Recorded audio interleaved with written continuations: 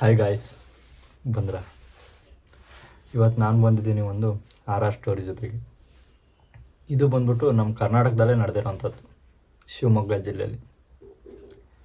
ಒಬ್ಬ ಕಾರ್ತಿಕ್ ಎಂಬ ಒಬ್ಬ ಯುವಕ ಇರ್ತಾನೆ. ಅವನಿಗೆ ತಂದೆ ತಾಯಿ ಇಬ್ಬರು ಸತ್ತೋಗಿರ್ತಾರೆ. ಅವನು ಅವ್ರ ಅಕ್ಕನ ಜೊತೆಗೆ ಸಣ್ಣ ಹುಡುಗನಿಂದ ಬೆಳ್ಕೊಂಡಿರ್ತಾನೆ.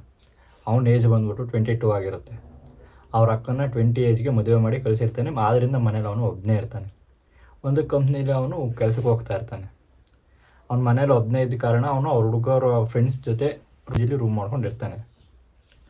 ಆ ಹುಡುಗ ಬಂದ್ಬಿಟ್ಟು ಒಂದು ಕಂಪ್ನಿಗೆ ಹೋಗ್ತಾ ಇರ್ತಾನೆ. ಆ ಕಂಪ್ನಿ ಅವ್ರು ಹೋಗೋಕ್ಕೆ ಅವ್ನ ಪಿ ಜಿಗೂ ಮತ್ತು ಅವ್ರ ಮನೆಗೂ ಒಂದು 2 ಕಿಲೋಮೀಟ್ರ್ ಹೆಚ್ಚು ಕಮ್ಮಲ್ಲಿ ಇರುತ್ತೆ. ಅವ್ನ 2 ಕಿಲೋಮೀಟ್ರ್ ಬಿಟ್ಟು ನಡ್ಕೊಂಡೇ ಹೋಗ್ತಾ ಇರ್ತಾನೆ ಡೈಲಿ ಕಂಪ್ನಿಗೆ. ಅವ್ನು ಜಾಸ್ತಿ ಅವ್ರ ಅಪ್ಪ ಅಮ್ಮ ಯಾರೂ ಇಲ್ಲದೆ ಇರೋ ಕಾರಣ ಫ್ರೆಂಡ್ಸ್ ಜೊತೆ ಸರ್ಕಲಲ್ಲಿ ಜಾಸ್ತಿ ಬೆರೆತಿರ್ತಾನೆ. ಅವ್ರದ್ದು ಒಂದು 4 ಜನದ್ದು ಒಂದು ಗ್ರೂಪ್ ಇರುತ್ತೆ. ಆ ಗ್ರೂಪಲ್ಲಿ ಒಬ್ಬ ಹುಡುಗನ ಸಂತೋಷ ಹುಡುಗನ ಊರಲ್ಲಿ ಒಂದು ಜಾತ್ರೆ ಇರುತ್ತೆ. ಆ ಜಾತ್ರೆಗೆ ಅವನು ಇವನ್ನ ಇನ್ವೈಟ್ ಮಾಡಿರ್ತಾನೆ. ಬಾ ಮಗ, ಹಿಂಗೆ ಹಬ್ಬ ಇರುತ್ತೆ, ಕೊಂಡು ವಾಪಸ್ ಬರುವಂತೆ ಬಾ, 2 ದಿನ ರಜೆ ಕೇಳಿ ಅಂತ ಹೇಳ್ತಾನೆ. ಅವನೇನು ಮಾಡ್ತಾನೆ, ಕಾರ್ತಿಕ್ ಅನ್ನೋನು ಅವ್ರು ಹೋಗ್ಬಿಟ್ಟು ಅವ್ರ ಲೇಬರ್ ಅವ್ರ ಓನರ್ ಇರ್ತಾರಲ್ಲ, ಅಲ್ಲಿ ಹೋಗ್ಬಿಟ್ಟು 2 ದಿನ ರಜೆ ಕೇಳ್ತಾನೆ. ಅವರು ಆಗಲ್ಲಪ್ಪ, 2 ದಿನ ನನ್ನ ಕೈ ರಜೆ ಕೊಡೋಕ್ಕಾಗಲ್ಲ, ಯಾಕಂದರೆ ಕೆಲಸ ಜಾಸ್ತಿ ಇದೆ, 1 ದಿನ ಬೇಕಾದ್ರೆ ಕೊಡ್ತೀನಿ, ನೀನು ಅದೇನು ಹೋಗ್ಬಿಟ್ಟು ಕೆಲಸ ಮುಗಿಸ್ಕೊಂಡು ಬಾ ಅಂತ ಹೇಳ್ತಾನೆ. ಇವನಿಗೆ ಬೇರೆ ಇದಿರಲ್ಲ, ಆಯಿತು ಸರ್, ಒಂದೇ ದಿನ ಆಗಲಿ, ಹೋಗಿ ಬರ್ತೀನಿ ಅಂತ ಹೇಳ್ತಾನೆ. ಅವನು ಸಂತೋಷನೂ 2 ದಿನ ಮುಂಚೆನೇ ಅವ್ರ ಪಿ ಜಿಯಿಂದ ಹೋಗಿರ್ತಾನೆ ಹಬ್ಬಕ್ಕೋಸ್ಕರ. ಜಾತ್ರೆ ದಿನ ಇವನು ಕರೆಕ್ಟಾಗಿ ಊರಿಗೆ ಹೋಗ್ತಾನೆ. ಬೆಳಗ್ಗೆ ಒಂದು 4-5 ಗಂಟೆ ಬೆಳಗಿನ ಜಾವದಲ್ಲಿ ಮನೆ ಬಿಡ್ತಾನೆ. ಮನೆ ಬಿಟ್ಟು ಅಲ್ಲಿಗೆ ಒಂದು 7ರಿಂದ 8 ಗಂಟೆ ಅಷ್ಟೊತ್ತಿಗೆ ಒಂದು 150-200 ಕಿಲೋಮೀಟ್ರ್ ಇರುತ್ತೆ, ಒಂದು 9 ಗಂಟೆ ಅಷ್ಟೊತ್ತಿಗೆ ಹೋಗ್ತಾನೆ. ಹೋಗ್ಬಿಟ್ಟು ಅಲ್ಲಿ ಓದಡಿಗೆ ತಿಂಡಿ ಮಾಡ್ತಾರೆ, ಊರು ಜಾತ್ರೆ ಎಲ್ಲ ನೋಡ್ಕೊತಾನೆ. ಸಂಜೆ ಒಂದು 6 ಗಂಟೆ ಹಂಗೆ ಪೂಜೆ ಸ್ಟಾರ್ಟ್ ಆಗುತ್ತೆ. ಆ ಪೂಜೆಯಲ್ಲಿ ಗಾಡಿಗೆ ಪೂಜೆ ಮಾಡಿಸ್ಬಿಟ್ಟು ಒಂದು ನಿಂಬೆಹಣ್ಣು, ಒಂದು ಮೆಣಸಿನಕಾಯಿ ದೇವ್ರ ಮುಂದೆ ಇಟ್ಬಿಟ್ಟು ಅದನ್ನು ಪೂಜೆ ಮಾಡಿಸಿ ಆ ಗಾಡಿ ಕಟ್ಟಿರ್ತಾನೆ. ಯಾವ ಗಾಡಿ? NS 200 ಹೊಸ ಗಾಡಿ ತಗೊಂಡಿರ್ತಾನೆ. ಆ ಗಾಡಿ ಕಟ್ಟಿರ್ತಾನೆ, ನಂಬರ್ ಪ್ಲೇಟ್ ಸಹ ಬಂದಿರಲ್ಲ. ಆ ಗಾಡಿಗೆ ನಂಬರ್ ಆಗಿದ್ದನ್ನು ಕಟ್ತಾನೆ, ಪೂಜೆ ಮಾಡಿಸ್ತಾನೆ. ಜಾತ್ರೆ ಎಲ್ಲ ನಡೆಯುತ್ತೆ. ನೈಟ್ ಆರ್ಕೆಸ್ಟ್ರಾ ಆಗುತ್ತೆ, ಒಂದು 7 ಸ್ಟಾರ್ಟ್ ಆಗುತ್ತೆ. ಒಂದು 9 ಗಂಟೆಗೆ ಆರ್ಕೆಸ್ಟ್ರಾ ಮುಗಿಯುತ್ತೆ. ಅವ್ನಿಗೆ ಆವತ್ತಿನ ದಿನ ಟೈಮ್ ಹೆಂಗೆ ಹೋಗುತ್ತೆ ಅನ್ನೋ ಸಹ ಅವ್ನಿಗೆ ಗೊತ್ತಿರಲ್ಲ. ಟೈಮ್ ಅವ್ನು ಹೆಂಗೆ ಕಳೆಯುತ್ತೆ ಅನ್ನೋದೇ ಅವ್ನಿಗೆ ಗೊತ್ತಿರಲ್ಲ. ಹುಡುಗರ ಜೊತೆಯಲ್ಲಿ ಇದು ಮಾಡಿಕೊಂಡು ನೈಟ್ ಊಟ ಮಾಡಿ ಒಂದು 8:30 ಹಂಗೆ ಹೊರಡ್ತಾನೆ. ಹೊಡೋದಂದರೆ ಅವ್ನು ಹೇಳಿರಲ್ಲ ಅವ್ನ ಫ್ರೆಂಡ್ಗೆ, ಒಂದೇ ದಿನ ನಾನು ಲೀವ್ ತಗೊಂಡಿರೋದು ಅಂತ ಹೇಳಿರಲ್ಲ. ಅವ್ರೇನು ಮಾಡ್ತಾರೆ, ಎಲ್ಲ ಮಜಾ ಮಾಡ್ತಾರೆ. ಇನ್ನೊಂದು ದಿನ ರಜೆ ಇರುತ್ತಲ್ಲ, ಬೆಳಗ್ಗೆ ಮಧ್ಯಾಹ್ನ ಹೋಗ್ತಾನೆ ಅಂತ ಸುಮ್ಮನೆ ಇರ್ತಾನೆ. ಅವನು ಒಂದು 8:30 ಹಿಂಗೆ, ಇಲ್ಲ ಮಚ್ಚಿ, ನಾನು ಹಿಂಗೆ ಊರಿಗೆ ಹೋಗಲೇಬೇಕು, ಒಂದೇ ದಿನ ರಜೆ ಕೊಟ್ಟಿರೋದು ಅವರು, ಇಲ್ಲ ನನ್ನ ಕಂಪ್ನಿಯಿಂದ ತೆಗೆದಾಕ್ಬಿಡ್ತಾರೆ, ಕೆಲಸ ಜಾಸ್ತಿ ಇದೆ ಕಂಪ್ನೀಲಿ, ಹೋಗಲೇಬೇಕು ಅಂತ ಹೇಳ್ತಾನೆ. ಅವನು ಬೈತಾನೆ. ಆ ಕಾಡು ದಾರಿಲಿ ಇಷ್ಟೊತ್ತಿನಲ್ಲಿ ಹೋಗೋಂಥ ಅವಶ್ಯಕತೆ ಏನಿದೆ? ಬೆಳಗ್ಗೆ ಬೇಕಾದರೆ ಹೋಗು, ಬೆಳಗ್ಗೆ ನಾನು ಅಷ್ಟೊತ್ತಿಗೆ ಎಬ್ಬಿಸ್ತೀನಿ ನಿನ್ನ ಅಂತ ಹೇಳ್ತಾನೆ.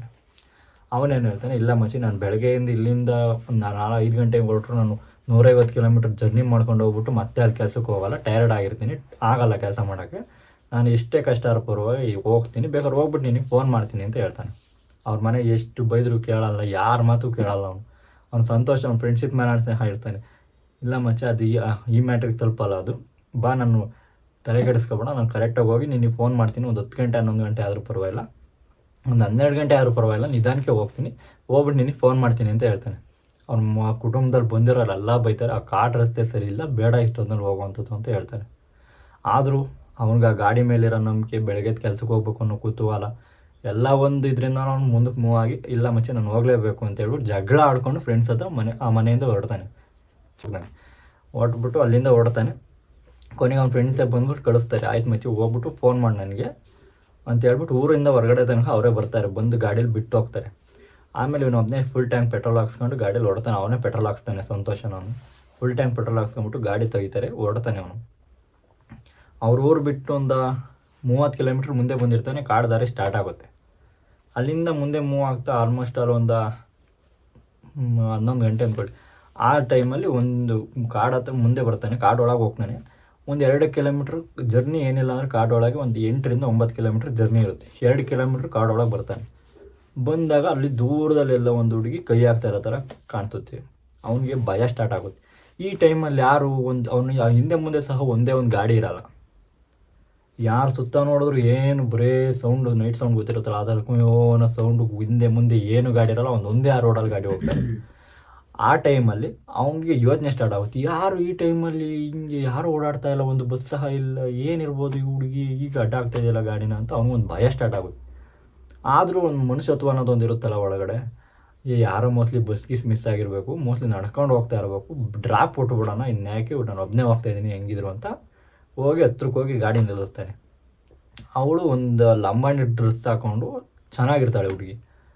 ಅವಳು ಆಮೇಲೆ ಹೇಳ್ತಾಳೆ, ಅಣ್ಣ ಹಿಂಗೆ ಹೋಗ್ತಾ ಇದ್ದೆ ಊರಿಗೆ, ಬಸ್ಸಲ್ಲಿ ಮಿಸ್ ಆಗಿ ಕೆಳಗಿಳಿದೆ, ಅವ್ರು ಬರೋದ್ರೊಳಗೆ ಬಸ್ ಹೋಗ್ಬಿಟ್ಟಿತ್ತು, ನೋಡಿದ್ರೆ ನೈಟ್ ಆಗ್ಬಿಟ್ಟಿತ್ತು, ನನಗೆ ಬೇರೆ ದಾರಿ ಕಾಣ್ತಾ ಇಲ್ಲ, ನಾನು ನಡ್ಕೊಂಡು ಹೋಗ್ತಾಯಿದ್ದೆ, ಆದಷ್ಟು ನೀವು ಮುಂದಿನ ಊರಿಗೂ ಈ ಗಾಡಿ ದಾರಿ ಬಿಟ್ಟು ಮುಂದಿನ ಊರಿಗೆ ನನ್ನ ಡ್ರಾಪ್ ಮಾಡಿ ಅಂತ ಅವಳು ಹುಡುಗಿ ಒಂದು ಕೇಳ್ತಾಳೆ. ಹುಡುಗಿ ಆಯಿತು ಬಾರಮ್ಮ ಕರ್ಕೊಂಡೋಗಿ ಬಿಡ್ತೀನಿ ಅಂತ ಹೇಳಿ ಗಾಡಿ ಮೇಲೆ ಕೂಡಿಸ್ಕೊತಾನೆ. ಮೇನ್ ಪಾಯಿಂಟ್ ಏನು ಅಂದರೆ ಅವಳು ಕೂತ್ಕೊತಾಳಲ್ಲ ಆ ಗಾಡಿ ಮೇಲೆ, ಆ ಗಾಡಿ ಕೂತ್ಕೊಂಡ್ಮೇಲೆ ಆ ತೂಕ ಇವನಿಗೆ ಫೀಲೇ ಅನ್ಸಲ್ಲ, ಯಾರು ಹಿಂದ್ಗಡೆ ಇಲ್ಲ ಅನ್ನೋ ಫೀಲೇ ಅನ್ಸುತ್ತೆ ಬಿಟ್ಟು ನಾನು ಹಿಂದೆ ಒಬ್ರು ಕುಂತಿದ್ದಾರೆ ಅಂತ ಗಾಡಿ ವೆಯ್ಟ್ ಗೊತ್ತಾಗುತ್ತಲ್ಲ ಆ ಫೀಲಿಂಗ್ ಏನು ಅನ್ಸೋದೇ ಇಲ್ಲ, ಯಾರು ಕುಂತಿದ್ದಾರೆ ಅನ್ಸೋದೇ ಇಲ್ಲ. ಆಮೇಲೆ ಒಂದು 10 ಕಿಲೋಮೀಟ್ರ್ ಮುಂದೆ ಹೋದಂಗೆ ಅವಳು ಸ್ಮೆಲ್ ಬರ್ತಾ ಇರ್ತಾಳೆ, ಅದು ಇವ್ನಿಗೊಂಥರ ಒಳಗೆ ಜಾಸ್ತಿ ಭಯ ಹುಟ್ಟಿಸ್ತಾ ಇರುತ್ತೆ. ಏನು ಹೇಳು ಒಂದು ರೈಸ್ ಆದ ಇನ್ನು ಮುಂದೆ ಹೋದಂಗೆ ಸ್ಮೆಲ್ ಜಾಸ್ತಿ ಬರ್ತಾ ಇದೆಯಲ್ಲ, ಗಾಡಿ ಅವಳು ಕುಂತಿರೋ ಫೀಲ್ ಬರ್ತಾ ಇಲ್ಲ. ನೋಡಿದ್ರೆ ಒಂದು ಲಗೇಜ್ ಇಲ್ಲ ಏನಿಲ್ಲ, ಬರೀ ಕೈಯಲ್ಲಿ ಬಂದಿದ್ದಾಳೆ ಇವಳು, ಎಲ್ಲೋ ಬೇರೆ ಊರಿಂದ ಊರಿಗೆ ಹೋಗ್ತಾ ಇದ್ದಾಳೆ ಅಂತೇಳಿ. ಆದರೆ ಒಂದು ಲಗೇಜ್ ಇಲ್ವಲ್ಲ ಅಂತ ಅವನಿಗೆ ಭಯ ಅನ್ನೋದು ಜಾಸ್ತಿ ಆಗ್ತಾ ಹೋಗುತ್ತೆ. ನೆಕ್ಸ್ಟ್ ಏನಾಗುತ್ತೆ, ಮುಂದೆ ಹೋಗ್ತಾ ಅಲ್ಲೊಂದು ಬಸ್ ಸ್ಟ್ಯಾಂಡ್ ಕಾಣುತ್ತೆ. ಆ ಬಸ್ ಸ್ಟ್ಯಾಂಡ್ ಹತ್ರ ಅವಳು ಹೇಳ್ತಾಳೆ ಏನಂತ ಅಂದರೆ, ಅಣ್ಣ ಇಲ್ಲಿ ಬಸ್ ಸ್ಟ್ಯಾಂಡ್ ಹತ್ರ ಎರಡೇ ನಿಮಿಷ ನಿಲ್ಲಿಸಿ, ನಮಗೆ ಒಂದು ಅರ್ಜೆಂಟ್ ಕೆಲಸ ಇದೆ, ಮುಗಿಸ್ಕೊಂಡು ಬರ್ತೀನಿ ಅಂತ ಹೇಳ್ತಾಳೆ. ಇವನು ಒಳ್ಳೆ ಮನುಷ್ಯತ್ವದಿಂದ ಒಳ್ಳೆ ಹುಡುಗ ಆಗಿರೋದನ್ನ ಕರ್ಕೊಂಡೋಗಿ, ಆಯ್ತಮ್ಮ 2 ನಿಮಿಷ ಟೈಮ್ ಇರುತ್ತೆ, ನನಗೆ ಲೇಟ್ ಆಗುತ್ತೆ, ಬೇಗ ಹೋಗಿ ಬಂದುಬಿಟ್ಟು ಕರ್ಕೊಂಡು ಹೋಗ್ತಾನೆ ಅಂತ ಹೇಳ್ತಾನೆ. ಹೋಗಿ ಗಾಡಿ ನಿಲ್ಲಿಸ್ತಾನೆ. 2 ನಿಮಿಷ ಆದಮೇಲೆ ಹೋಗ್ತಾರೆ. 2 ನಿಮಿಷ ಅಲ್ಲ, 5 ನಿಮಿಷ ಆಗುತ್ತೆ, 10 ನಿಮಿಷ ಆಗುತ್ತೆ, ಕರಿತಾನೆ, ಬಾರಮ್ಮ ನನಗೆ ಲೇಟ್ ಆಗುತ್ತೆ ಊರಿಗೆ ಹೋಗೋದಕ್ಕೆ ಅಂತ ಹೇಳ್ತಾನೆ. ಆಲ್ರೆಡಿ ಲೇಟ್ ಆಗ್ಬಿಟ್ಟಿದೆ, ನಾನು ಲೇಟ್ ಆಗುತ್ತೆ, ಬಾರಮ್ಮ ಬೇಗ ಆದಷ್ಟು ನೀನು ಅಂತ ಹೇಳ್ತಾನೆ. ಆದರೆ ಅವ್ಳಿಗೆ ಹತ್ತಲಿಂದ ಏನೋ ಸೌಂಡ್ ಸಹ ಬರೋಲ್ಲ. ಆಮೇಲೆ 2 ನಿಮಿಷ ಆದಮೇಲೆ ಒಂದು ಸೌಂಡ್ ಬರುತ್ತೆ, ಈ ಕಿರ್ಚೋ ಥರ ಅಂದರೆ ಜೋರಾಗಲ್ಲ, ಅಲ್ಲೇ ಅಕ್ಕಪಕ್ಕದಲ್ಲಿರೋರು ಕೇಳೋ ಥರ, ಗಾಡಿ ಇಳಿದು ಬಾರಣ ಇಲ್ಲಿ ನನಗೆ ತುಂಬ ಭಯ ಆಗ್ತಾಯಿದೆ ಅಂತ ಒಂದು ಸೌಂಡ್ ಬರುತ್ತೆ. ಆದರೆ ಇವ್ನಿಗೆ ಏನಾಗುತ್ತೆ, ಆ ಸೌಂಡು ಹಾರೋ ಥರ ಕೇಳ್ತದೆ, ಒಂಚೂರು ಭಯ ಜಾಸ್ತಿ ಇರುತ್ತೆ. ಯಾರು ಬಿಟ್ಟೋಗ್ಬಿಟ್ರೆ ಸಾಕು ಆ ಜಾಗನ ಅಂತ ಏನು ಮಾಡ್ತಾನೆ, ಆದರೂ ನೋಡೋಣ ಅಂತ ಹೇಳ್ಬಿಟ್ಟು ಹಿಂಗೆ ಗಾಡಿ ಹ್ಯಾಂಡ್ಲ್ ಇರುತ್ತಲ್ಲ, ಲೆಫ್ಟಿಗೆ ತಿರುಗಿಸಿ ನೋಡ್ತಾನೆ. ಅಲ್ಲಿ ಏನು ಒಳಗೆ ಹೋಗಿರೋದನ್ನ ಇವ್ನು ನೋಡಿರ್ತಾನೆ, ಬಸ್ ಸ್ಟ್ಯಾಂಡ್ ಒಳಗೆ ಹೋಗಿರೋದನ್ನ. ಆದರೆ ಬಸ್ ಸ್ಟ್ಯಾಂಡ್ ಒಳಗೆ ಲೈಟ್ ತಿರುಗಿಸಿ ನೋಡಿದ್ರೆ ಯಾರು ಸಹ ಕಾಣ್ತಾ ಇಲ್ಲ. ಸ್ಟಾರ್ಟ್ ಆಗುತ್ತೆ ಅಣ್ಣಂಗೆ ಭಯ. 180 ಹೋಯ್ತಾ ಇರ್ತಾನೆ ಸುಮ್ಮನೆ. ಕಾಡ್ದಾರೆ ಬಿಟ್ಟು ಮುಂದಕ್ಕೆ ಹೋಗ್ತಾನೆ. ಅಲ್ಲಿ ಒಬ್ಬ ಜ್ಯೋತಿಷಿ ಕಣ್ಣಿಗೆ ಮಿಂಚುಳು ಥರ ಕಾಣಿಸ್ಕೊಂಡು ಪಾಸ್ ಆಗ್ಬಿಡ್ತಾನೆ. ಅವ್ನಿಗೆ ಅಲ್ಲಿ ಗೊತ್ತಾಗ್ಬಿಡುತ್ತೆ ಏನೋ ನಡೆದಿದೆ ಈ ಕಾಡಲ್ಲಿ ಅನ್ನೋದೊಂದು ಇದು ಗೊತ್ತಾಗ್ಬಿಡುತ್ತೆ. ಆದರೆ ಏನು ಮಾಡ್ತಾನೆ ಅವನು, 2 ಗಂಟೆ ಆಗುತ್ತೆ ಅವ್ನು ಮನೆಗೆ ಹೋಗೋದು, ಕರೆಕ್ಟಾಗಿ 2 ಗಂಟೆ ಆಗುತ್ತೆ. 2 ಗಂಟೆ ಆದಮೇಲೆ ಅವ್ನು ಮನೆಗೆ ಹೋಗಿ ಅಲ್ಲಿ ನಿಂತ್ಕೊಂತಾನೆ, ಮನೆ ಹತ್ರ ನಿಲ್ಲಿಸ್ತಾನೆ ಗಾಡಿ ನಿಲ್ಲಿಸ್ಬಿಟ್ಟು ಕೀ ಆಫ್ ಮಾಡ್ಕೊಂಡು ಒಂದು ನಿಂಬೆಹಣ್ಣು ಇರುತ್ತಲ್ಲ, ಅದು ಎಷ್ಟು ಟೈಟಾಗಿ ಕಟ್ಟಿರ್ತಾನೆ ಅಂದರೆ ಎಲ್ಲೋದ್ರೂ ಬಿಚ್ಕೋಬಾರ್ದು ಆ ರೇಂಜಿಗೆ ಕಟ್ಟಿರ್ತಾನೆ. ಆದರೂ ಒಂದು ಮೆಣಸಿನ್ಕಾಯಿ ಅದರಲ್ಲಿ ಉದ್ರೋಗಿರುತ್ತೆ, 2 ಮೆಣಸಿನ್ಕಾಯಿ ಇರುತ್ತೆ, 1 ಮೆಣಸಿನ್ಕಾಯಿ ಅದರಲ್ಲಿ ಉದ್ರೋಗಿರುತ್ತೆ. ಎಲ್ಲ ಗಾಡಿ ಸ್ಪೀಡಾಗಿ ಬಂದಲ್ಲ, ಮೋಸ್ಟ್ಲಿ ಉದ್ರೋಗಿರುತ್ತೆ ಅಂತ ಸುಮ್ಮನೆ ಆಗ್ಬಿಡ್ತಾನೆ ಅವನು. ಬಂದು ಮನೆಯೊಳಗೆ 2 ಗಂಟೆ ಜಾಗದಲ್ಲಿ ಮನೆಗೆ ಅಂತಾನೆ. ಆದರೂ ನೆನಪು ಅದು ಆ ಫೀಲ್ ಅನ್ನೋ ಅವ್ನ ಡೌಟ್ಗಳು ಬಹಳ ಉಟ್ಕೊಂಡ್ಬಿಡ್ತಾವೆ ಅವನ ಮನಸ್ಸಲ್ಲಿ. ಏನು ಈ ಥರ ಆಗ್ಬಿಡ್ತಲ್ಲ, ಏನು ಹಿಂಗೆ ನನಗೇನು ಗೊತ್ತಾಗ್ತಾನೆ ಇಲ್ವಲ್ಲ, ಮೈಂಡಲ್ಲಿ ನಿದ್ದೆನೇ ಬರಲ್ಲ ಅವನಿಗೆ. ನಾನು ಎಂದೂ ನೋಡ್ದಿಲ್ದಂತೂ ಇವತ್ತು ನನಗೆ ಅನುಭವ ಆಗ್ಬಿಡ್ತಲ್ಲ, ಏನಿರ್ಬೋದು, ಅವಳು ಬಂದಿದ್ಲ ನಿಜಾನ, ಅವಳು ಹುಡುಗಿ ಯಾರು, ಆ ಜ್ಯೋತಿಷಿ ಯಾಕೆ ನಮಗೆ ಕಾಣಿಸ್ಕೊಂಡ ಅಂತ ತುಂಬ ಹಲವಾರು ಮೈಂಡ್ಸೆಟ್ ಅವ್ನು ಮೈಂಡಲ್ಲಿ ತುಂಬ್ಕೊಂಡ್ಬಿಡ್ತಾವೆ ಯೋಚನೆಗಳು. ಬೆಳಗ್ಗೆ ತಗೊಂಡು ಹಂಗೆ ನಿದ್ದೆ ಬರಲ್ಲ, ಏನಿಲ್ಲ, ಹಂಗೆ ಒಳ್ಳಾಡ್ತಾನೆ, ಯಾರೋ ಕರಿಯೋ ಥರ ಸೌಂಡು ಫೀಲ್ ಅನಿಸ್ತಾ ಇರುತ್ತೆ ಅವನಿಗೆ. ಬಿಟ್ಟುಬಿಡ್ತಾನೆ. ಬೆಳಗ್ಗೆ ಒಂದು 6:30-7 ಗಂಟೆಗೆ ಅವ್ನು ಮೊದಲಿಂದನೂ ನಂಬುವಂಥ ಒಬ್ಬ ಸ್ವಾಮೀಜಿ ಇರ್ತಾನೆ. ಅಲ್ಲಿ ಅವ್ರ ಮನೆ ಪಕ್ಕದಲ್ಲಿ ಒಂದು ದೇವಸ್ಥಾನ ಇರುತ್ತೆ, ಅಲ್ಲಿ ಅವ್ರು ಕುಂತಿರ್ತಾರೆ. ಆ ಸ್ವಾಮೀಜಿ ಹತ್ರ ಹೋಗಿ ಕೇಳ್ತಾನೆ, ಸ್ವಾಮೀಜಿ ನನಗೆ ಹಿಂಗೆ ಆಯಿತು, ಏನಿದ್ರ ಅರ್ಥ ಅಂತ ಕೇಳ್ತಾನೆ. ಅವಾಗ ಸ್ವಾಮೀಜಿ ಹೇಳ್ತಾರೆ, ನೀನು ನಿನ್ನೆ ನಿನ್ನ ಫ್ರೆಂಡ್ ಮನೆಗೆ ಹೋಗಿದ್ದು ಕರೆಕ್ಟ್.